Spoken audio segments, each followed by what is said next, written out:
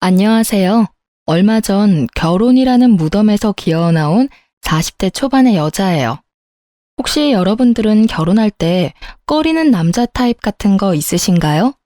한 사람만 고른다면 저는 폭력적인 남성이었어요. 저는 순하게 생긴 외모와는 다르게 기가 좀 센 편이거든요. 둘이서 서로 치고받고 할지도 모르는 그런 타입이라 남자 사귈 때 꼭 술을 먹여서 확인했어요. 술 먹으면 보통 그런 숨겨진 성향이 나오는 법이니까요. 그런 제가 이혼 후에는 완전 달라졌어요. 마마보이, 그런 남자만 아니면 된다고 생각하고 있거든요. 여러분의 짐작대로 저와 이혼한 전 남편이 마마보이였어요. 처음에는 그런 느낌 따위는 전혀 없었죠. 솔직히 기가 좀 약한 편이긴 해도 뭐든 엄마에게 물어봐야 한다 그런 것도 없었거든요. 저는 제 성격을 감싸주고 이해해줄 수 있는 부드러운 남자를 원했고 전 남편이 그런 면에서는 저와 잘 맞았기에 결혼을 할 수 있었던 것 같아요. 저와 남편은 조금 특이하게 제 고객의 권유로 만나게 됐어요. 당시 저는 금융회사에서 일하고 있었고 고객은 저와 잘 어울릴 것 같다는 남자를 안다며 소개시켜줬죠. 그렇게 만난 게 남편이었어요. 나보다 5살이나 어린 남자여서 처음에는 깜짝 놀랐어요. 제 나이가 그리 젊은 나이가 아니어서 항상 속에는 40대의 남자들만 들어오곤 했거든요. 그러다 만난 젊은 남자를 보니 참 풋풋하고 좋더라고요. 이때 제가 정신줄을 잘 잡고 있었다면 이런 사달은 일어나지 않았을지도 모르죠. 하지만 앞으로 이런 좋은 사람은 만나지 못할지도 모른다는 생각이 저를 그런 선택으로 이끌고 말았어요. 그래도 1년 동안 제 나름대로의 검증을 끝내고서야 남편과 결혼을 결심했어요. 그리고 시모와 처음으로 만나는 날 뭔가 쎄한 기분을 느꼈어요. 시모는 당시 혼자 일도 안 하고 살고 있었는데 집안이 무척 여유로운 느낌이더라고요.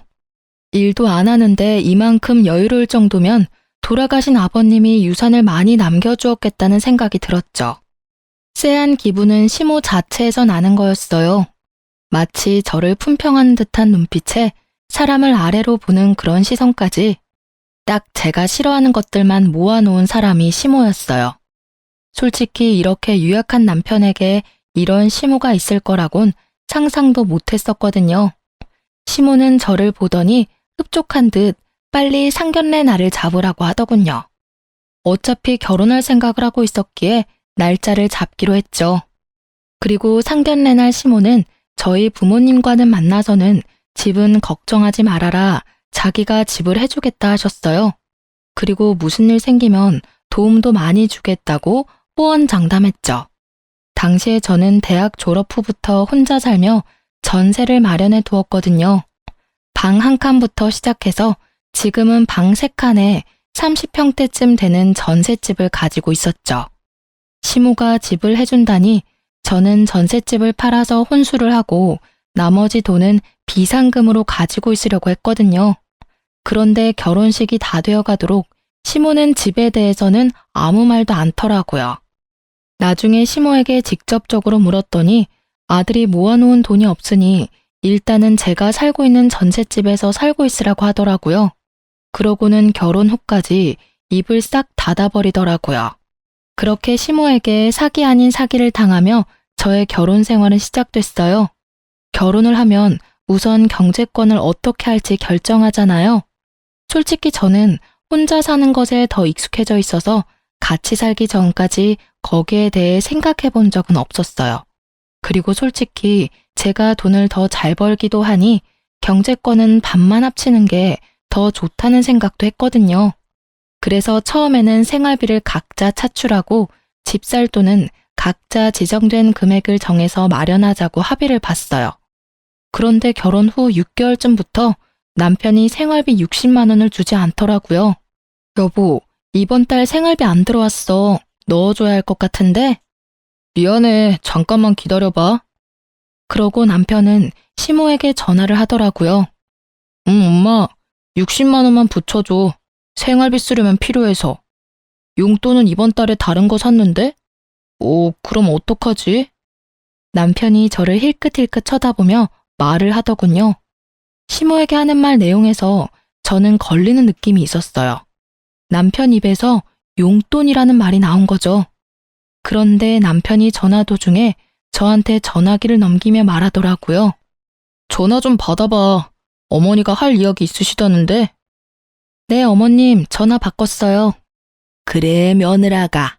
다른 게 아니라 우리 아들 월급은 내가 잘 관리하고 있거든. 그러니까 며느리 월급도 내가 관리해 줄게. 요즘 애들 돈 알기를 함부로 알잖니. 그래서 내가 관리해 주려고 하는데 월급 주면 내가 너희들한테 용돈으로 돌려주마. 남는 건 알아서 잘 불려줄 테니까 그렇게 알고. 네? 아니요. 어머님, 죄송한데 월급은 못 드려요.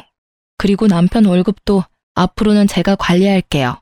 저희 전셋집이라 집 사려면 돈도 많이 모아야 하는데 혹시 남편 월급으로 돈 좀 모아두셨어요? 모아두셨으면 남편에게 주세요.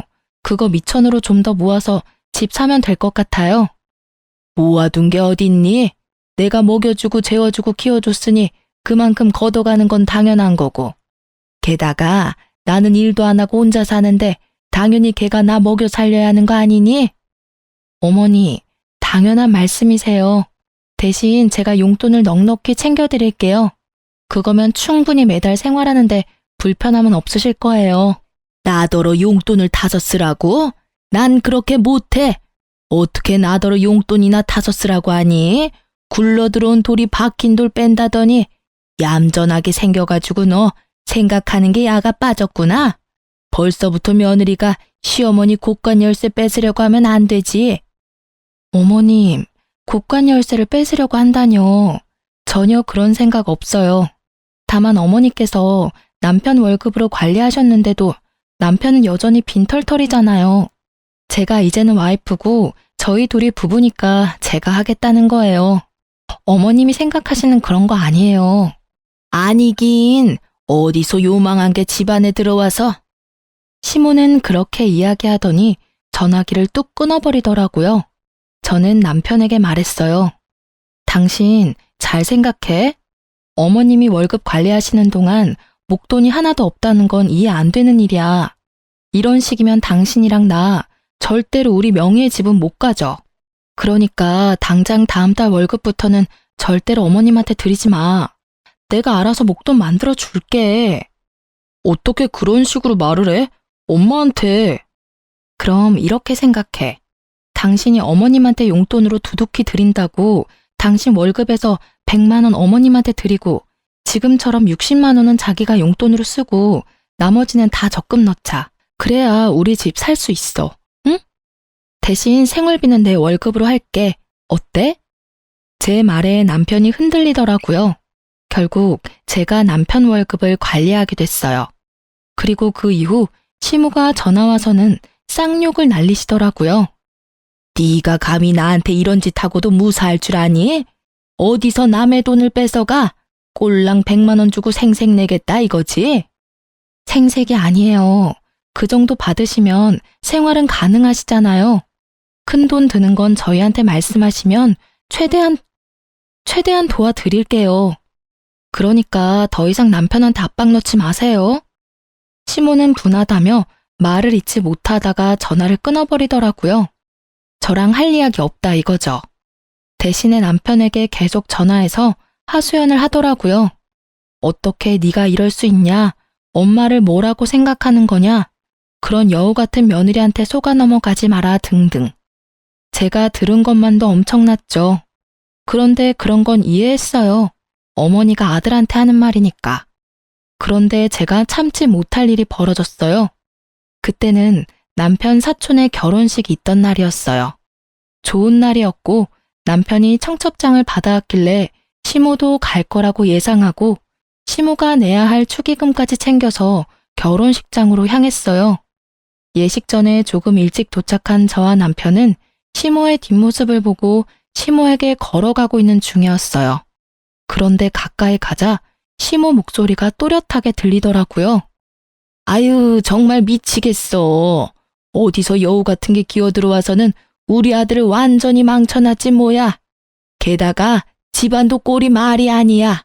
욕심이 얼마나 끝도 없는지. 욕심이 얼마나 끝도 없는지.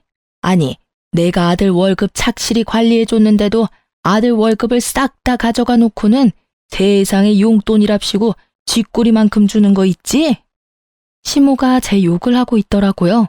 아주 시원하게 말이죠. 일가 친척 다 듣는 곳에서 며느리 흉보는 시모를 보고 있자니 자기 얼굴에 침 뱉는 꼴이라는 걸 전혀 모르고 계시더라고요. 그렇게 열심히 자기 무덤 파는 시모를 모른 척 하기에는 제 성격이 너무 더러웠죠. 어머님한테 돈 100만 원은 쥐꼬리만큼인가 보네요. 저희는 한 달 용돈으로 100만 원 드리는 것도 많이 드린다고 생각하고 있는데요. 솔직히 어머님이 용돈만 타가신 건 아니잖아요. 가전 고장나면 부르고 집안의 경조사태도 돈 내달라고 그러시고 하다못해 공과금도 저희가 내드리잖아요. 뭐가 그렇게 못마땅하셔서 친척분들 다 계신 데서 이렇게 며느리 못난 점만 지적하고 계신지 저는 잘 모르겠네요. 네가 여긴 무슨 일이냐? 저희도 초대받아서 왔어요. 어머님이 알고 계실 거라고 생각하고 말을 안 드리긴 했는데 이렇게 어머님이 못마땅해 하는 점도 알게 돼서 어찌 보면 다행이기도 하네요. 마음에 쌓아두는 것보다는 역시 푸는 게 더 편하시죠? 틀린 말은 아니지 않니? 난 평소 내가 생각한 대로 이야기한 거야. 다른 사람들도 네가 어떤 여자인지 제대로 알아야 하지 않겠니? 그래야 나처럼 당할 일도 없지. 마치 본인이 피해자라는 식으로 이야기하는 시모를 보니 너무 열이 받아서 미칠 것 같았어요. 결국은 참지 못하고 퍼부어버렸죠. 어머님이 그렇게 생각하신다니 유감스럽네요. 솔직히 저도 어머님에 대해서 하고 싶은 말은 많지만 꾹 참고 있었거든요. 솔직히 결혼 전에 집 한 채 해주겠다고 하시고는 결혼 후에는 돈 없다며 모른 채 하신 건 이해했어요. 그런데 저희 남편 월급 관리하시는데 그 많은 월급이 다 사라졌다는 건 좀 걱정스러운 일이잖아요. 지금 살고 있는 집도 제가 처녀 때부터 살던 전셋집인데 착실하게 모아두었다면 집 한 채 정도는 대출받아서 살 수 있었을 텐데 아쉽네요. 그래서 그때 어머님이 제 월급도 내놔라 했을 때 못 드린 거예요. 제 월급도 다 사라질까 봐요. 제 이야기에 그걸 듣고 있던 주변 지인분들이 모두 깜짝 놀란 얼굴을 하며 쑥덕거리더라고요. 걸어온 싸움을 마다하지 않는 게 제 성격이라 저도 시모의 험담에 험담으로 돌려준 것뿐이었어요. 제 말에 시모 얼굴이 익어버린 문어처럼 새빨갛게 변했어요. 저는 그걸 보고도 덤덤하게 한마디 덧붙였어요. 그리고 저는 적어도 남편 돈으로 적금은 넣어요, 어머님. 적금 하나 없이 장가 보내신 건 어머님이시고요. 그래서 지금 제가 처녀 적부터 살던 전셋집 신세 아직도 지고 있잖아요. 저희를 그렇게 만든 어머님이 제 탓을 하시는 건 좀 아니지 않나 싶네요. 결국 시모는 그 자리를 참지 못하고 떠났어요. 저는 수군거리는 사람들을 뒤로하고 축의금 내는 곳으로 가 남편 봉투와 시모 봉투를 같이 줬어요. 뒤에서 사람들 말이 다 들리더라고요. 시모를 파렴치하다 말하는 사람들이 많았어요. 아들 돈 가져다 뭐에 썼냐며 의문을 가지는 사람도 있었고요. 그렇지만 저에 대한 소리도 들었죠. 며느리 순해 보인다고 다루기 쉬울 것 같다더니 결국은 임자를 만났네. 시어머니에게 말 한마디를 안 지는 며느리를 들이다니 저 집도 조용하지는 않겠어. 그 이야기를 듣는데 그런 생각이 들더라고요. 설마 시모가 남편뿐만이 아니라 저한테도 빨대 꽂으려고 결혼시켰나 싶은 생각이요. 제 딴에는 심각하게 생각하는데 남편이 제 뒤를 쫓아와서는 귀찮게 종알거리더라고요. 엄마랑 싸우지 마. 솔직히 월급도 자기가 집 이야기 안 했으면 자기한테 줄 생각 없었어. 정말로 남편은 남의 편이더라고요. 마누라가 친척들 사이에서 욕 얻어먹는데도 자기 엄마 두둔하는 남편을 보며 고개를 저었어요. 이날을 기점으로 저와 시모의 사이는 건널 수 없는 강을 건넌 것과 마찬가지였어요. 당신은 부부가 뭔지 몰라? 함께 살기만 하면 부부인 줄 알아? 우리는 공동의 재산을 만들어서 미래를 준비해야만 하는 사람들이라고. 어머님한테 용돈을 드리는 건 괜찮지만 월급을 다 뺏기면 우리 미래는 어떻게 돼? 평생 집도 없이 전셋집 돌아다니며 살 거야? 애 낳아서 기르는데 드는 돈만 해도 얼만데. 설마 당신 나한테 빨대 꽂을 생각으로 결혼한 건 아니지? 그런 거 아니야. 나도 자기가 하는 말들이 맞다고 생각하니까 어머니한테 월급 안 드리고 당신한테 꼬박꼬박 주잖아. 남편은 제 말에 금방 꼬리를 내리더라고요. 그렇게 저는 시모에게 이겼지만 기분은 찜찜했어요. 시모가 그냥 넘어가지는 않을 거라는 생각 때문에요. 그리고 언제나 불길한 예감은 틀린 적이 없어요. 그날 이후 1년도 지나지 않아 문제가 생기고야 말았거든요. 시모는 남편 월급 대신에 남편을 자주 부르게 됐어요. 저녁마다 주말마다 불러내기 일쑤였죠. 처음에는 시모가 외롭다고 생각했어요. 그리고 그 뒤에는 시모가 나를 괴롭히려고 그런다고 생각했죠. 남편이 거의 집에 들어오지 못했거든요. 정말 이혼하기 직전 1년은 거의 별거를 하는 느낌이 들 정도였어요. 시모 집에서 자고 오는 날이 더 많았으니까요. 마치 남편을 시모에게 뺏긴 기분이었어요. 처음에는 저도 참으려고 했는데 1년 동안 이런 일이 이어지자 참을 수 없겠더라고요. 결국은 남편 차에는 블랙박스를 확인하게 됐죠. 시모가 불러서 시모에게 가는 건 맞지만 가서 뭘 하나 싶은 생각이 들었거든요. 그래서 블랙박스를 확인한 건데 저는 생각지도 못한 대화 내용을 듣고야 말았어요. 남편과 내연녀의 대화였거든요. 자기야, 오늘은 언제까지 가야 해? 오늘도 우리 집에서 자고 가면 안 돼? 안 돼. 오늘은 집에 들어가야 해. 너무 안 들어가면 의심하거든.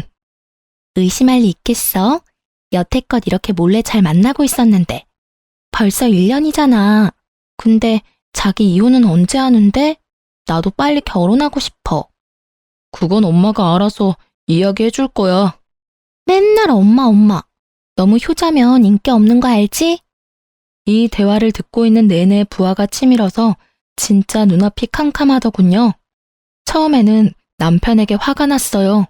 어떻게 나한테 이런 모멸감을 줄 수 있는지, 다른 여자를 만나면서 나를 속여올 수 있었는지, 그런 생각들이 떠올라 미쳐버리겠더라고요. 근데 가만히 둘의 대화를 들어보다가 결혼하고 싶다는 여자 이야기에 남편이 엄마가 알아서 해줄 거라는 말이 거슬리더라고요. 혹시 시모가 이 모든 걸 알고 있는 건 아닐까 하는 생각이 머리를 스쳤죠. 냉정하게 생각해보면 남편처럼 마마보이에 우유부단한 사람이 먼저 나서서 불륜을 저지를 일은 없을 거잖아요. 엄마 말이라면 찍소리도 못하는 이 남자를 움직일 수 있는 건 오직 시모뿐이라는 생각도 들었고요. 저는 남편이 오랜만에 집으로 돌아온 날 남편을 불러 세웠어요. 당신 나한테 할 말 없어? 무슨 할 말? 없어. 나 피곤해. 먼저 씻고 잘게. 피곤하겠지. 1년을 다른 여자랑 두 집 살림하면서 얼마나 피곤하겠어. 안 그래? 제 말에 뒤돌아서 욕실로 가려던 남편이 뚝 멈춰서더군요. 여태껏 재미 좋았나 봐. 그치? 시댁 간다고 해놓고 열심히 다른 여자 만나니까 어땠어? 막 짜릿하고 기분 좋고 그래? 그걸 당신이 어떻게 알았어? 이제 이야기할 마음이 들었나 보네. 내가 어디서 어떻게 알았든 지금 중요한 건 그게 아니지. 네가 불륜을 저질렀다는 게 중요한 거잖아. 너 진짜 날 뭐라고 생각하는 거야? 1년 동안 별거 하듯 지낸 것도 다 그 여자 때문이지? 그 여자 누구야? 어떻게 만난 사이인데? 뭐라고 말이라도 좀 해. 답답해서 돌아버리겠으니까. 난 할 말 없어. 그냥 당신이 보고 들은 그대로야. 나 다른 사람 만나는 것도 맞고 당신 배신한 것도 맞아. 그게 그렇게 당당하게 할 말이야? 적어도 미안하다는 말부터 해야 하는 거 아니야? 왜 아무 생각이 없어? 미안하다는 생각도 안 들어? 그런 거면 너 진짜 인간 쓰레기야. 나한테 소리 지르지 마. 나도 엄마가 시켜서 한 거라고. 그러게 처음부터 엄마 하라는 대로 했으면 이런 일 없었을 거 아니야. 이렇게 된 건 당신 탓도 크다고. 알아? 어디서 큰 소리를 쳐. 그래서 엄마가 시키는 대로 한 너는 잘못 없다 이거야? 웃기지 마. 너희 엄마가 불륜을 저지르라고 말했더라도 네가 양심이 있는 새끼면 안 된다고 말했어야지. 좋다고 다른 여자랑 붙어먹고는 뭐? 엄마가 시켜서 한 일이라고? 네가 애야? 너 중학교 다니는 꼬맹이니? 그래서 엄마가 시켜서 마누라 배신하고 나니까 기분이 좋아? 엄마가 하라는 대로 하는 게 편하잖아. 당신이랑 결혼한 것도 엄마가 원해서 한 거야. 엄마 아니었으면 너랑 결혼도 못했어. 그건 알고 이렇게 화내는 거야? 이 대목에서 저는 제대로 한 대 맞은 기분이었어요. 이 남자는 저를 사랑하지도 않는데 시모의 말 하나로 결혼을 한 거였어요. 처음부터 시모의 타겟이었다는 것이 너무 참을 수 없을 만큼 분하고 끔찍했어요. 야, 이 미친 새끼야. 그걸 말이라고 지금. 그래서 이 결혼 다 무효다 이거야? 와, 진짜 사람 열받게 만드는데 재주 있네? 만약에 네가 정말로 엄마가 시켜서 나랑 결혼한 거면 너 조만간 네 인생 망치게 될 거야. 어머님이 네 인생 대신 잘 살아줄 것 같니? 절대로 아니거든? 그런 거였으면 널 땡전 한 푼 없이 장가 보내는 짓도 하지 않았겠지. 네 월급이 여태껏 어디로 갔는지 궁금하지도 않아? 네 어머니가 널 그런 식으로 망치고 있는데도 끝까지 엄마. 그리고 네가 이딴 식으로 행동하면서도 죄책감 하나 안 드는 이유는 어머니가 시켜서 하고 있어서라는 핑계 때문이겠지만 나한테 실제로 상처 준 사람은 너야. 나쁜 놈은 너라고. 저는 남편과 대화를 할수록 열이 받는 걸 참을 수 없었어요. 다 됐고 우리 이혼해. 사랑도 없고 정도 없고 우리 사이에 뭐가 남았어? 만나는 여자랑 잘해봐. 대신 나는 당신 유책 배우자로 이혼 소송할 거니까 그렇게 알고 있어. 하긴 당신한테 이혼 말해서 뭐해? 어차피 이혼도 너희 엄마랑 이야기해야 되는 거잖아. 그렇지? 그리고 지금 당장 내 집에서 나가. 이 집에 한 줌의 기여조차 없는 당신은 여기 있을 자격도 없거든? 나갈 때 내가 준 건 다 놔두고 네가 가지고 온 것들만 두고 나가. 남편은 주섬주섬 물건들을 챙기더니 미안한 기색도 없이 집에서 나가더라고요. 그 뒤통수를 보니 열받더라고요. 그런데 1시간쯤 뒤에 시모에게 전화가 오더라고요. 남편이 시댁에 가서 다 말했구나 싶어서 전화를 받았죠. 그래, 나다. 너희 이혼하기로 했다면서? 잘 생각했다. 내가 봐도 너희 잘 안 어울려. 그러니까 앞으로 아들 월급은 가져갈 생각하지 마. 알았니? 지금 그걸 말이라고 하세요? 따지고 보면 이 이혼도 어머님이 다 만든 거잖아요. 남편이 자기 입으로 이야기 다 했어요. 이 여자도 어머님이 소개해줬다고. 어떻게 아들을 불륜남으로 만들어서 이혼시킬 수가 있어요? 그게 안 되는 이유라도 있니? 지가 싫었으면 그렇게 안 하면 될 일이었어. 그런데 좋다고 다른 여자 만난 거 보면 너하고 같이 살기가 싫었나 보지. 난 그렇게 생각해. 내가 뭐라 말하든 걔가 싫으면 안 하면 그만이야. 그런데 걔가 그런 행동하는 건 다 걔가 그럴 만한 사정이 있어서 그런 거라는 생각은 안 드니? 나는 아들한테 조언한 것밖에 없어. 세상에 여자가 어디 너뿐이니? 더 좋은 여자도 얼마나 많은데. 그러게 처음부터 내 말을 잘 들었으면 이런 일도 없었을 거잖니? 네 인생에 오점을 남긴 건 다 네 탓이야. 그 이야기를 듣고 있노라니 남편 상간녀의 목소리가 떠오르더라고요. 그 여자는 알까요? 시모가 노리고 있다는 것을?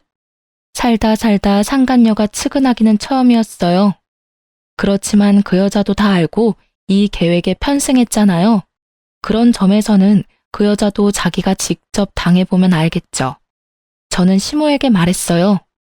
아들이 귀한 건지 아들이 가져다주는 월급이 귀한 건지는 모르겠지만 어차피 이혼하기로 했으니까 이혼 서류 작성해요. 그리고 저는 절대로 합의 못 봐요. 무조건 소송 가서 부당하게 제가 당한 건 다 돌려받을 거예요.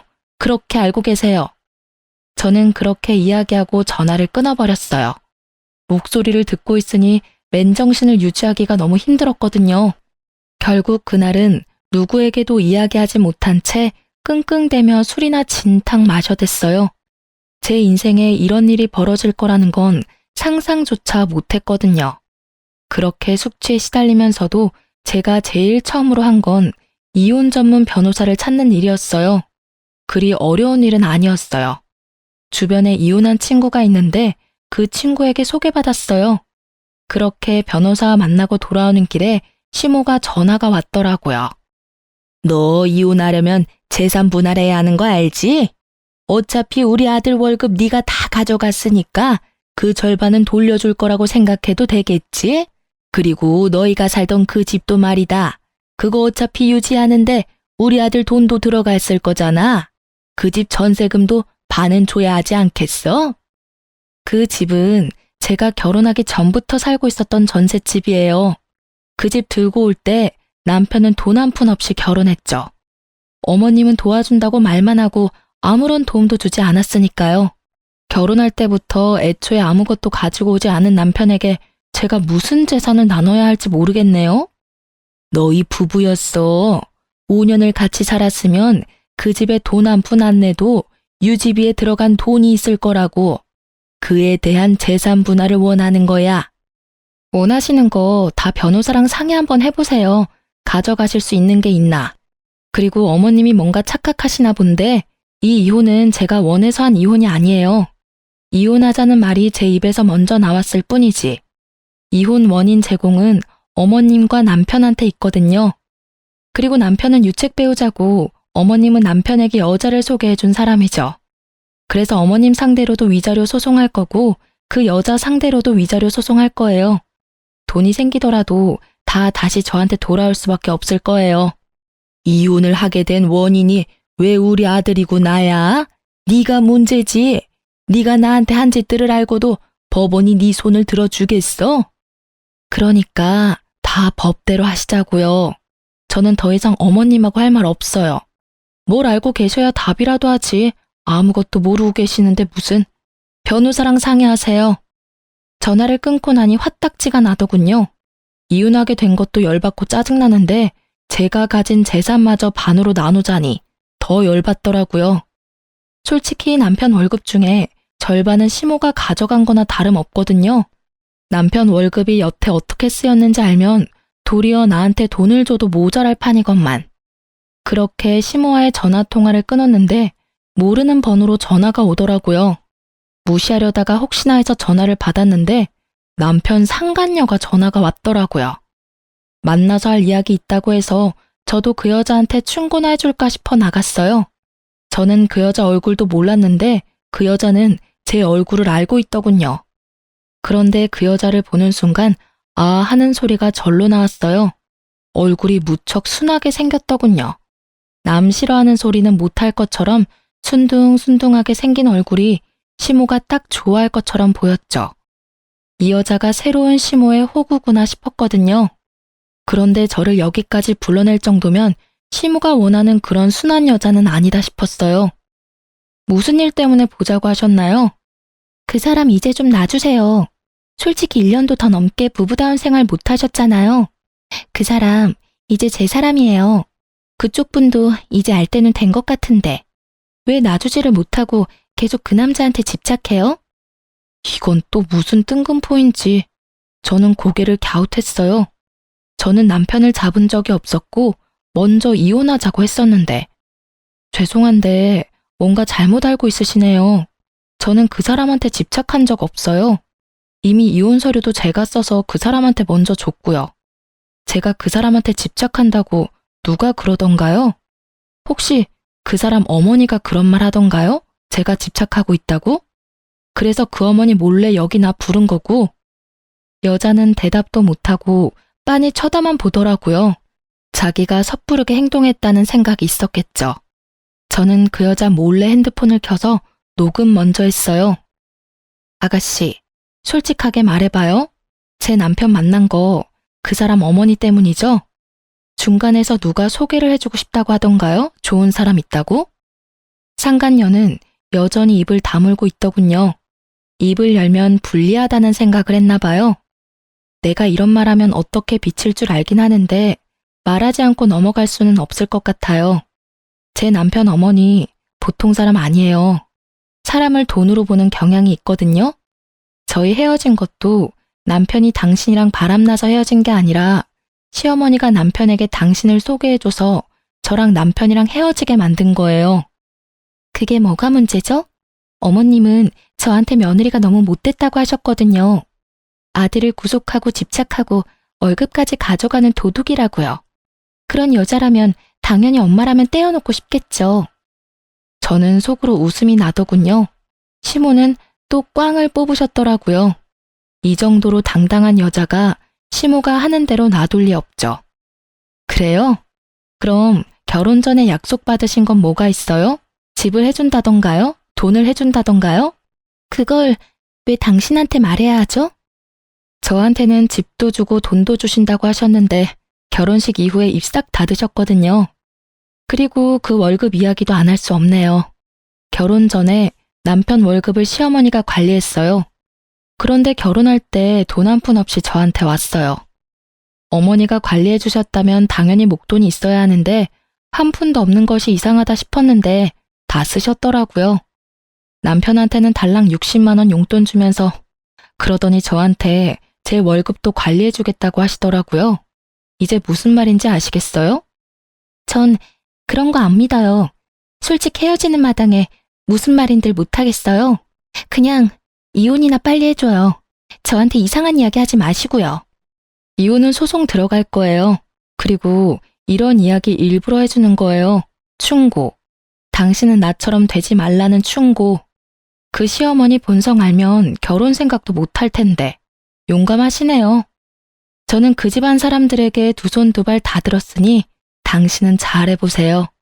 또 모르죠. 말 잘 들으면 길게 갈지도?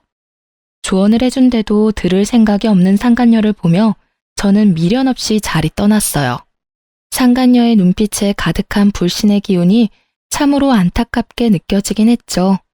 하지만 상간녀가 남편이 유부남인 거 알고 만났다는 증거만 있으면 저야 앞으로 그녀에게 일어날 일들 같은 건 신경도 안 쓰이니까요. 이미 충고해줬는데도 들을 생각 없으니 자기 팔자인 거죠. 그렇게 상간녀와 헤어지고 저는 이혼 소송에 집중했어요. 사실 남편 앞으로 모아둔 목돈이 있었거든요. 남편 월급 중에 시모에게 들어가는 돈과 남편에게 들어가는 돈을 제외한 나머지 돈은 모조리 저축해 두었는데 그게 참 아깝다는 생각이 들었어요. 왜냐면 제 월급은 오롯이 생활비로 다 빠져나갔거든요. 그래서 돈을 모을 틈이 없었어요. 시모와 남편은 그 돈의 존재를 알고 나서는 그 돈 내놓으라며 난리였어요. 통장 비밀번호를 제가 알고 있었거든요. 저는 일단 그 통장 비밀번호를 남편에게 알려줬어요. 거의 5천만 원 정도였는데 남편에게는 이야기했죠. 시모에게 이 돈 주면 당신은 이 돈 만져보지도 못하고 날릴 거라고요. 그랬더니 잘 가지고 있는 모양이더라고요. 제가 이런 일을 한 이유는 따로 있었어요. 이혼 소송이 끝나고 판결이 났는데 제가 그 목돈을 다 가져오게 됐거든요. 시모에게 뺏기면 본전도 못 찾을 것 같아서 남편에게 그렇게 말해뒀는데 어찌 잘 돼서 그 돈은 그대로 저에게 돌아오게 됐어요. 이유는 그거였어요. 일단 남편이 유책 배우자라서 제게 위자료를 지급하라는 판결이 났고요. 남편과의 재산 분할에서도 실질적인 결혼 생활이 얼마 되지 않아서 결혼 전 가지고 온 재산은 재산 분할에 속하지 않았기에 전세금은 남편에게 주지 않아도 됐었어요. 다만 결혼 후에 만들어진 재산인 남편 명의의 목돈은 저도 나눠 가지게 됐거든요. 그리고 저는 상간녀 위자료 소송이랑 시모에게도 위자료 소송을 진행했어요. 저희 혼인의 파탄이 시모에게도 있다는 점을 이용했거든요. 결국 남편과 상간녀 시모에게는 위자료 폭탄이 떨어진 셈이었죠. 그래도 남남이 되니 오히려 마음이 편하더라고요. 그렇게 이혼이 완료되고 나서 남편은 바로 재혼했어요. 제가 주의를 줬는데도 남편과 결혼을 덥석해버린 상간녀의 소식이 너무 궁금해서 그 뒤에 수소문을 봤거든요. 알고 보니 상간녀도 시모에게 집을 해주겠다는 이야기를 들었다고 하더라고요. 시모도 해주려는 생각은 있었을지도 모르죠. 남편이 저와 이혼하면서 나누게 될 재산으로요. 그런데 막상 뚜껑 열고 보니 도리어 저한테 돈을 줘야 하는 상황이 되었잖아요. 결국 상간녀에게 시댁에 들어와 살라고 했대요. 그러고는 저와 비슷한 순서로 일이 진행됐더라고요. 그 여자는 저보다 더 심했죠. 같이 살아야 했잖아요. 그리고 상간녀 위자료도 저한테 줘야 했으니 남편 월급 떼이는 거 확인하고서야 아차 싶었나 보더라고요.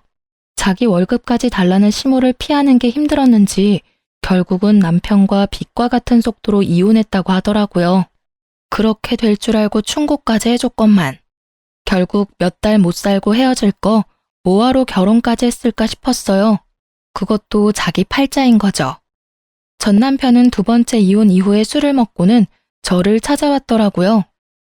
당신이 다 옳았어. 엄마가 나를 망치고 있었어. 내 인생은 이제 완전히 망가졌다고. 왜 여기 와서 이런 소리 해? 나 이제 당신 와이프 아니야. 당신도 내 남편 아니고. 그럼 누구한테 가서 이야기해? 두 번째 와이프는 석 달 만에 이혼하자고 하고는 아예 도망치듯이 나가버렸어. 게다가 나는 빈털털이고. 당분간은 위자료 때문에 계속 돈이 나가겠지. 그 여자 위자료도 내가 내주고 있었거든. 근데 어쩌나? 나 얼마 전에 회사 그만뒀거든. 그래서 당신한테 위자료 지급 못할 수도 있어. 회사를 그만둬? 뭐 때문에? 나 회사에 소문이 다 났어.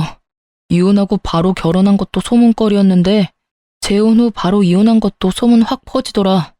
결국은 사람들 수군거리는 소리가 너무 무서워서. 다른 직장 찾으면 되지. 뭘 고민하는데? 왜 고민이냐고? 일을 하면 뭘 해? 엄마가 계속 사고를 쳐대잖아. 얼마 전에는 내 앞으로 대출까지 받아서 쓰셨더라. 뭐 하느라 그만큼 대출 받았냐고 물었더니 옷 사고 가방 사고 액세서리 사고 품위 유지하려면 돈이 많이 든대. 나는 빚 때문에 허덕이는데. 그래서 내가 월급 맡기지 말라고 했잖아. 그러니까 당신 말이 하나부터 열까지 다 옳았더라고. 난 여태까지 엄마가 해주면 다 편하다고 생각했거든. 그런데 이렇게 계속 실패를 하다 보니 그게 편한 게 아니라 도피였다는 생각이 들더라고. 나한테 진정으로 옳은 이야기 해준 사람은 당신뿐이었거든. 그래서 말인데 우리 다시 시작해보지 않을래? 나 당신이 원하면 엄마랑도 인연 끊을 수 있어. 그건 절대로 안 돼. 아니 못해. 나는 다시 그런 일 겪고 싶은 마음 없어. 그리고 이렇게 내가 당신이랑 이야기하고 있다고 내가 당신을 용서했다고 착각하지 마.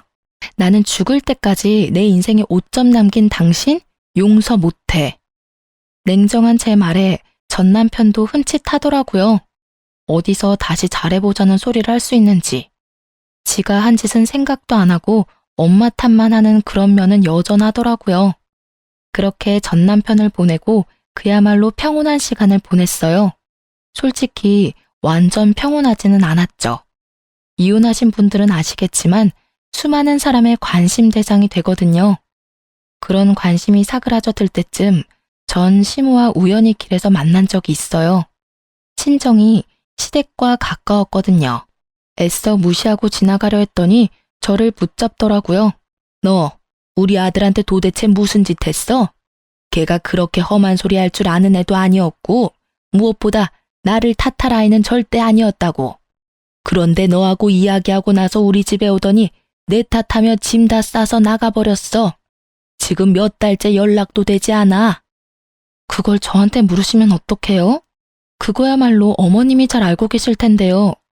사람이 집을 나갈 정도면 당연히 같이 살고 있는 사람이 원인이지 않을까요? 어머님이 뭔가 했으니 그 사람이 도망갔겠죠. 거기에 저를 끼워 넣으시는 건 너무하시네요. 이제 완전 남인데.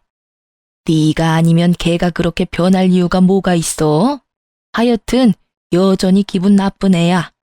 어떡하다 이런 애하고 엮여서는.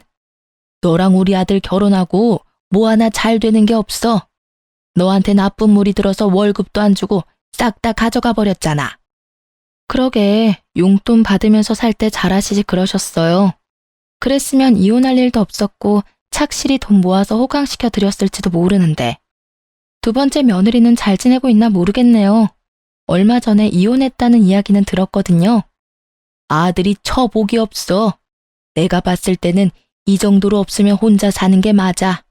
어떻게 여자 둘 다 못 참고 이혼을 해? 우리 아들이 못 빠지는 데라도 있니? 솔직히 그 정도면 어딜 가도 빠짐은 없지. 그렇죠. 솔직히 전 남편만 본다면 빠질 만한 데는 없죠. 그렇지만 결혼은 가족끼리의 결합이잖아요. 집안에 모시기 힘든 가족이 있으면 누구라도 힘들지 않을까요? 제가 봤을 때 제 전 남편은 처복이 없는 게 아니라 다른 복이 없는 것으로 보여요. 그냥 혼자 사는 게 확실히 낫겠죠. 저는 웃으며 전 시모의 말에 비꼬아줬어요. 처복이 없다니 제가 봤을 때는 부모 복이 없는 거죠. 뭐 본인도 마마보이가 되어서 여태껏 편하게 살긴 했겠지만 어쨌든 전 시모는 돈이 떨어져서 그런지 전 남편을 애타게 찾더라고요. 그럴수록 아들이 더 꼭꼭 숨어버린다는 걸 왜 모를까 싶었어요. 그리고 전 남편은 자기 엄마가 시키는 대로 하다가 결국은 와이프를 둘이나 잃고 빚만 남았죠. 저는 분노와 자책, 체념의 쓰리콤보를 겪고 서서히 마음의 평화를 찾고 있어요. 이따금 그때의 기억이 떠오르며 열받을 때도 있지만 그래도 그때와 비교하면 마음고생은 전혀 없으니까요. 사람 순진한 얼굴만 보고 호구되어 줄 여자나 찾던 시모가 자기 아들하고 싸우고 결국은 혼자 살게 된 걸 보니 자기가 한 행동 그대로 돌려받았다 싶더라고요. 그리고 전 남편도 결국 재혼한 여자와도 이혼하고 퇴사까지 하게 되었으니 이제는 자기 행동에 스스로 책임을 지게 된 거죠. 여태껏 시모 뒤에 숨어서 자기 합리화 열심히 했잖아요. 그걸 보며 저는 제 안에 있던 남자에 대한 기분이 극적으로 달라져 버렸어요. 절대로 마마보이는 안 된다는 걸요. 그건 효자가 아니라 비겁한 겁쟁이일 뿐이에요. 나이 40에 애도 없이 혼자 되어서 주변 사람들에게 위로도 많이 받았지만 쓴소리도 많이 받았어요. 늙어서 혼자 살면 볼품없다, 없어 보인다. 이런 이야기를 듣는 것도 이제는 아무렇지 않을 만큼 단단해졌다고 생각해요. 솔직히 제가 만약 그때 참고 살았더라면 저는 분명히 우울했을 거라고 생각해요. 빨리 빠져나온 걸 다행이라고 생각하고 있거든요. 부모 욕심으로 자식 인생을 마음대로 쥐락펴락하는 시모를 보니 없었던 남자를 기피하게 돼서 재혼은 생각도 못하고 있어요. 글 쓰는 내내 그날의 기억을 떠올리며 다시금 저를 돌아볼 수 있게 되었어요. 가끔 정말 힘든 일이 있을 때는 제 이혼 때를 생각해요. 이때만큼 힘든 일도 없었고 이때만큼 시달릴 일도 없었죠. 결혼은 무덤이라는 말을 스스로 실감하게 될 줄 몰랐는데 그래도 기어나와 보고서야 자유로운 몸이 좋다는 걸 깨달았어요. 앞으로도 제 인생에 알콩달콩한 부부 같은 건 없을지도 몰라요. 그렇지만 다음번에 기회가 혹시라도 온다면 제발 평범한 사람이기만을 바랄 뿐이에요. 지금까지 제 사연 들어주셔서 감사합니다.